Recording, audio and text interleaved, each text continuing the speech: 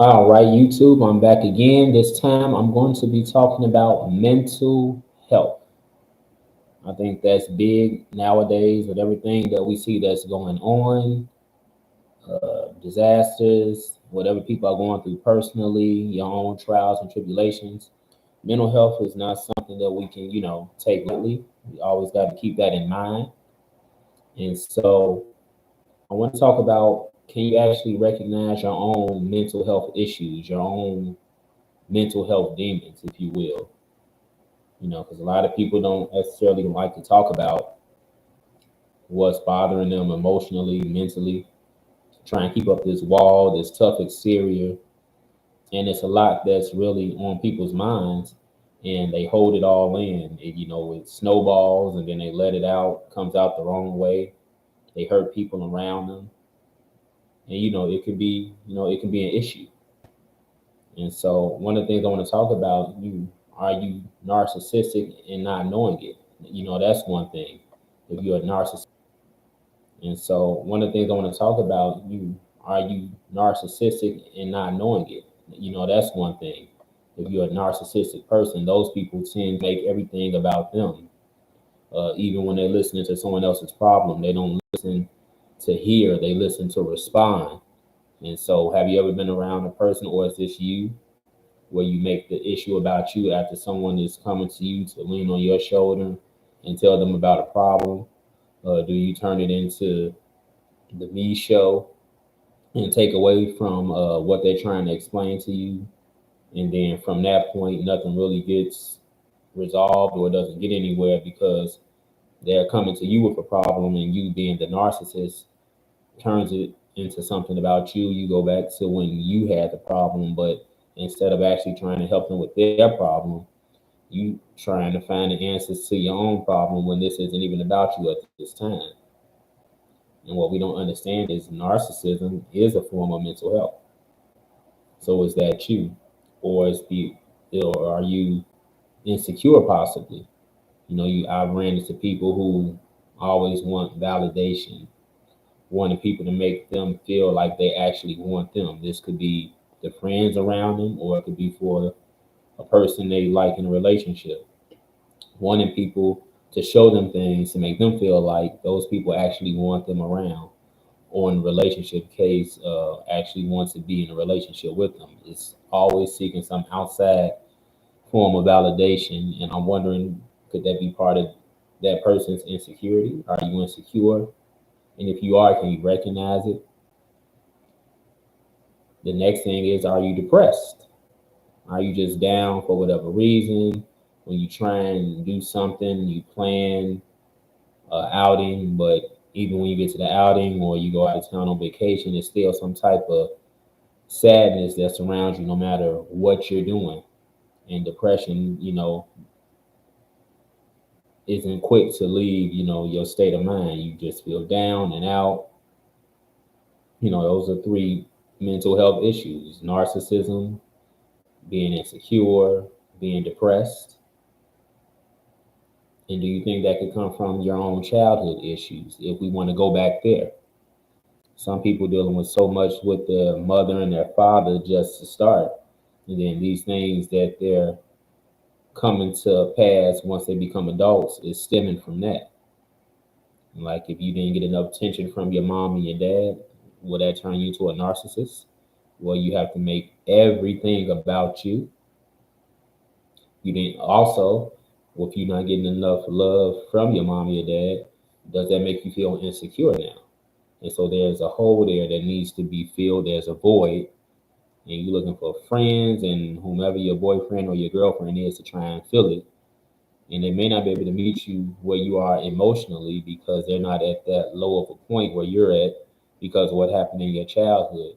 And so no matter what they do to make you feel like you're needed and that they actually want to be with you or around you, it's never enough because there's something else in that hole that only your mom and dad can feel. People that have come later in your life, they just cannot. They can't emotionally meet you on that level, and they're not supposed to be able to because of the issue stems from mom and dad. So a lot of this can come from childhood issues too. Do you think that's possible? But some people want to just put childhood to the side and say, well, no, that's not affecting me, when actually so many childhood things affect people, and no one wants to kind of tie it back to that. They want to say, I'm an adult now, that was the past, but no, the best indicator of the future is the past. So we definitely got to look at mom and dad issues. And so, are you possibly OCD? Do you have obsessive compulsive disorder where you have to keep checking things, looking at things, cleaning things, don't want to shake a person's hand? Uh, has that taken over your life? That's also can be looked at as something that's mental health. I know I've been guilty of, double checking things, making sure the car window is up, the garage is down, the door is locked, stove is off, so it's no fires. I've definitely went down that path of just double checking things. And I don't think mine may come from childhood issues, but more so from me actually having an apartment I lived in robbed back in 2016, actually 2017, May 2017 to be exact. And that had never happened to me before. I was living in Chicago and came home, and the door was kind of slightly open. Things were stolen, shoes, things like that. And, I made sure I locked everything up before I left to go to the office that morning. And so that may be where mine stems from in terms of me just checking things over and over. And that's something that I have to deal with because I wasn't doing that before May 2017.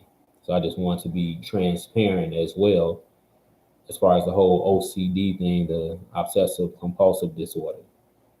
Now, I've never been diagnosed and never once have been checked out, but I'm thinking it may come from that and that robbery incident. Never happened before. That hasn't happened since, thank God. So, you know, I've been safe in as far as that goes.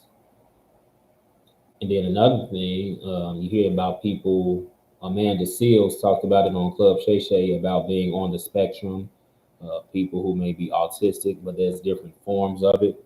It's not just the case that we know of people who aren't able to speak and they may make sounds.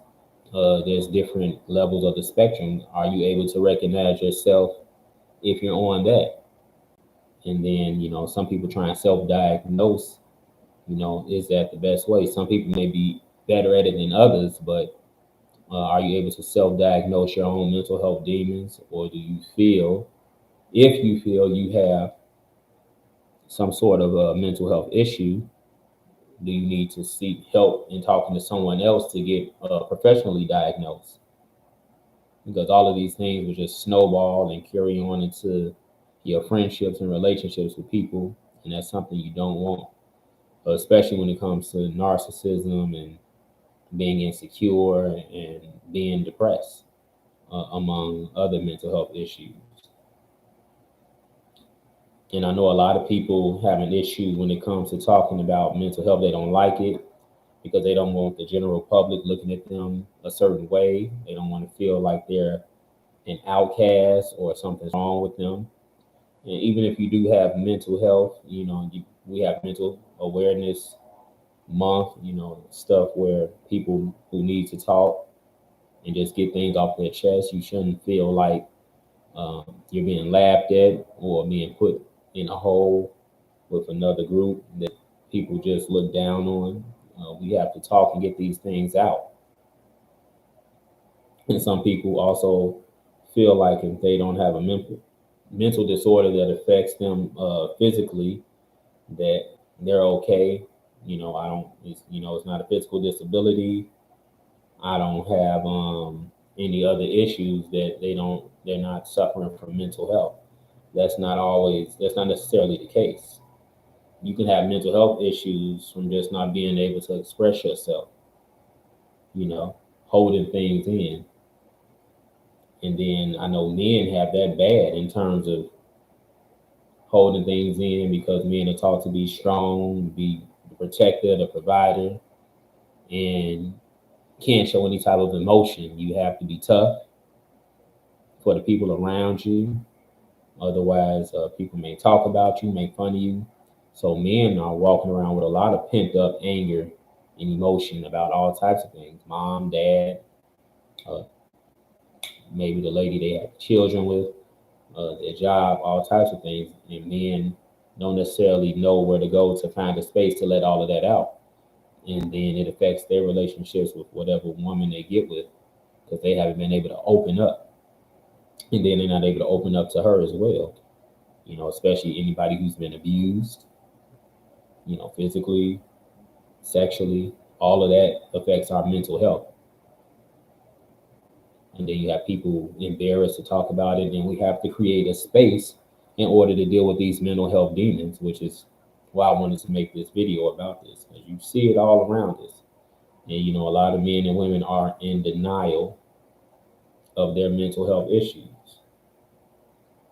especially the men. I think the men more so than the women. You have women that may not want to talk about things they're victim of, but the men, especially just the way we're raised and built, we want to keep it to ourselves and be tough. Keep your feelings in the past so no one can get in touch with you about anything. And we have to watch that because it definitely will take a toll on a man. And then you taking things out on other women around you, the woman who's your wife, girlfriend, fiance, and she's trying to figure out, what is this? And the same with her if she's not opening up and now you're paying for things as a man that her father didn't do right, things she didn't get from her dad, and she's not talking about those. So it can go both ways. So we really have to, when it comes to this mental health issue, uh, really double down on it and start to open up more. We'll just, find somebody to talk to. Do not walk around and keep these things bottled up. It's not good. There's so many people walking around now ready to explode because they're not getting, you know, proper care. And, again, people are embarrassed to talk about it. They think if it's not some type of disability mentally where I get a check from the state, then I'm fine. And no, it's not always about that. We really need to address these issues. It affects your children. If you have children, your own children may have mental health issues. And then we're thinking, well, we don't want people to think our child is special needs, so the child is just okay. Don't worry about it. No, you really need to speak to your child too. If you're seeing something or they're trying to come to you and say, hey, look, I'm feeling this way, mom and dad. Mental health can come at any age. It's not a set age where, okay, now I have, a mental health issue. So these are things we really need to address and be mindful of in all of our spaces. And so, keeping these things bottled up, that's not good. It's going to affect any and everything, your performance in life. I would say first, try to talk to your mom and dad. Talk to your mom and dad. And if they're not here anymore in the land of the living to do that, then please talk to someone, a brother, a sister, an uncle, or auntie. Please, seek out some type of counseling if you want to do therapy. Because if you don't, all of the issues that you keep in the back of your head, they will straight drown you. And you're going to have a hard time out here trying to progress in life with all of this bottled up anger. And that's when it can lead to depression. And we don't want anyone out here thinking certain thoughts of where they no longer want to be around. All of these mental health demons, they point you into that direction possibly because so many people are going through things, different levels, some worse than others.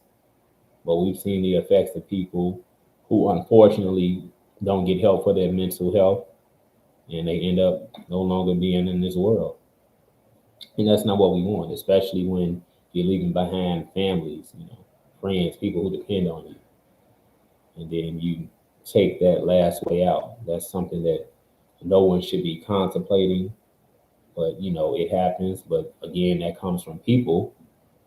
not having the space to feel comfortable to actually talk to someone, and then kind of lifts a load up off of you. And it's gonna take more than one conversation. It may take several to get you to where your mental health is where it's supposed to be and you're mentally healthy. And that also ties into our emotions. The physical health is not enough. Physically, mentally, and emotionally ready. That's what we want.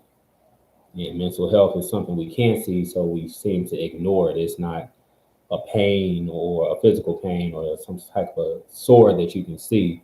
So people tend to brush it off and just continue on with their day, their week, their month, and their year. And then it's just more and more pain building as the years go by.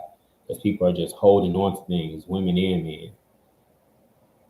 And so these mental health demons, they start to really weigh heavily on you. It starts to affect how you sleep, your sleep patterns, how people treat you because of the energy that you're giving off. You're giving off negative energy now. So possible allows for the wrong people to come into your circle because, misery loves company and, hurt can see hurt. So that's what you're going to attract. So we have to keep all of that in mind when we say we're not going to talk about our issues, about our problems. We cannot keep operating on that wavelength as we go into 2025. It's too much going on. And I know people talk about mental health all the time, but there's still people who not seeking the help that they need. You know, like I said again, especially to men, you don't have to be so tough out here to where you can't open up, guys. Talk to someone, talk to your wife, your girlfriend, your fiance, the closest people around you. And like I say, some stuff comes from childhood. If mom and dad is still here, definitely schedule some on the couch time with them. Just you, your mother, and your father. You don't need anyone else. Please talk. Please get some help because that's going to affect you in ways that you can't even imagine if you continue to hold on to it. And that's what we don't know. We don't want. You know, I'm going to share this video just a little bit about mental health. It's not too long, and this can help summarize everything. This is really, yeah, and this has to stop. Let me get the video ready.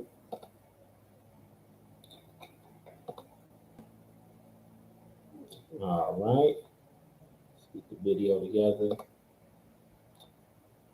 Fair use, YouTube, fair use. All right, I'm playing the video now. Here's the truth. Struggling with your mental health is not a personal failing or a choice you make. Mental illnesses are real and often misunderstood disorders that can affect how you feel, think, and behave. Mental health issues aren't something you can just snap out of. But with the right tools and support, you can have a wonderful life. So keep watching to learn 5 ways to help deal with mental health issues. Radical acceptance. Do you often pretend that your mental health struggles don't exist? Maybe you are convinced that if you deny their presence, your mental health problems will magically disappear. Unfortunately, that's not how it works. In fact, pretending that your mental health problems don't exist only makes them worse. If you're scared to face the reality of your mental health, it might be time to try a new strategy. Meet radical acceptance. Marsha Linehan, the creator of dialectical behavioral therapy, defines it as completely and totally accepting something from the depths of your soul with your heart and your mind. It's impossible to deal with something if you don't even acknowledge that it exists.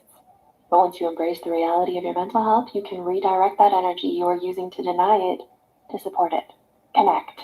How many times have you mustered up the courage to open up about your mental health struggles only to be met with dismissive responses like, but you have so much to be thankful for, it could be worse, or have you tried yoga?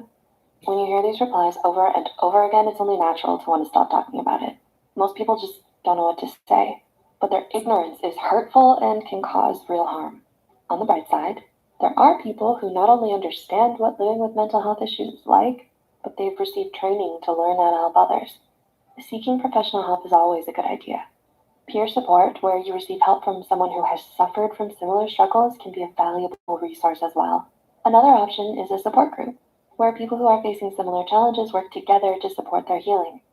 If you've had to do it alone, you don't have to continue doing it alone anymore. Medicine. Having to deal with your mental health can feel. I like that. Find somebody who may be suffering from the same issues that you are, and you all can open up to each other. That way, no one feels like anyone's being judged, or someone feels up here and the other one feels down here. No one is inferior when it comes to mental health. No one is superior. Uh, Finding someone who may be going through the same thing, and you all can be therapy for each other. Like a never ending battle, especially when there are so many barriers blocking your path to support. As actress Jennifer Lawrence says, it's just so bizarre in this world. If you have asthma, you take asthma medicine. If you have diabetes, you take diabetes medicine. But as soon as you have to take medication for your mind, there's a stigma behind it. It's confusing why there's such a double standard. But as psychotherapist Dr. Daniel Ammon explains, mental health is brain health, and there shouldn't be a stigma. So if your doctor prescribes you medicine, it would make perfect sense as your brain might need it for support. You time. Does looking at your calendar overwhelm you? It can be so easy to prioritize anything but your mental health when you have many other commitments. When trying to juggle the endless tasks of life, it can feel impossible to take time out for yourself. But what if you put me time on your calendar and scheduled it, just like your dentist appointment? What if it held the same importance? It's all too common to tell yourself that you'll do the thing that makes you feel good later, but then later never comes. Not only that, but we're almost hardwired to feel guilty for taking rest. When society tells you that rest and play are lazy, therapist Jan Saval says leisure time is a mental health necessity. Your calendar should hold time for your favorite things because it makes you feel good, and that's a good enough reason. Breath. What did the green grape say to the purple grape? Breathe. Sometimes you need a simple strategy, and mindful breathing can be just that. It's really cool how breathing has been shown to alter your brain. MRI studies have found that breath control can increase activity in the cortical and subcortical structures in your brain, like your prefrontal cortex, thalamus, and hypothalamus, for example. This brain activity can then increase comfort, relaxation, pleasantness, and reduce symptoms of anxiety, depression, anger, and confusion, according to Frontiers in Human Neuroscience. Mindful breathing is a tool you can keep in your pocket and take out whenever you need it, no matter where you are. Let's give it a try, shall we? You can inhale through your nose for 3 seconds, Mhm. hold your breath for 2 seconds, 1, 2, and exhale through your mouth for 4 seconds. There you go. You got it. Like, So that's that, and I hope that video was helpful in terms of, it talked about people being ashamed and first of all accepting that you have a mental health issue, medication if need be. I know people sometimes, they're a little weary about medication and don't want to get dependent on it, just something to help you, clear your thoughts. Once you get a professional diagnosis, it also talked about getting with people who, share the same issues. So you all can be therapy for each other and breathing, just relaxing through the nose, out through the mouth. And the most important thing it said was me time. Take some you time, some me time. Schedule that so you can recharge. You don't always have to keep going and keep going. It doesn't make you lazy. Lazy people just aren't doing anything. People who are working hard, smarter, not harder, are scheduling things. So when you get the me time, it allows you to be productive for the rest of your week and whatever you need to accomplish. So that's how you manage that, schedule that. Me time is very important. I can't stress that enough. Do something you love. That helps with mental health as well. Everybody working to pay a bill doing things that they possibly don't like or a job that they hate. If you can one day get into making money doing something that you actually love to do, obviously that'll work wonders for your mental health because now you're not going to a job that you can't stand, that you cry about. That all hits on our mental health as well. You know, job positioning, where we live. You might need to change the scenery to get these mental health demons off of you. So, keep all of that in mind and, take some time out for self. I'm going to leave everybody with that. Take some time out for self and do something that you love to do.